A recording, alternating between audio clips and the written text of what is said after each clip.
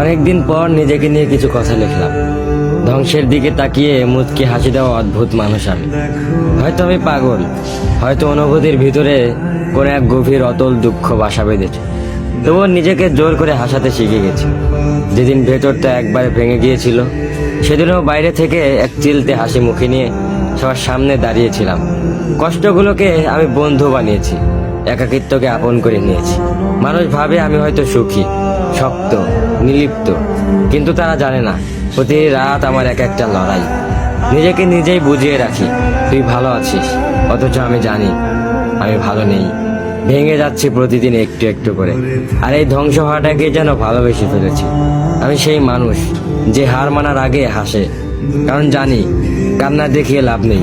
পৃথিবী শুধু শক্তদের মনে রাখে, দুর্বলদের নয়। তাই আমি অদ্ভুত, আমি অনুভূতির আগুনে পুড়ে যাওয়া নীরব যোদ্ধা। আমার জীবন কোনো সুখের গল্প নয়, এটা নিঃশব্দ বিপ্লব, যেখানে হাসির আড়ালে লুকানো থাকে হাজারো না বলা কথা, ভাঙা স্বপ্ন, হারিয়ে যাওয়া আমি।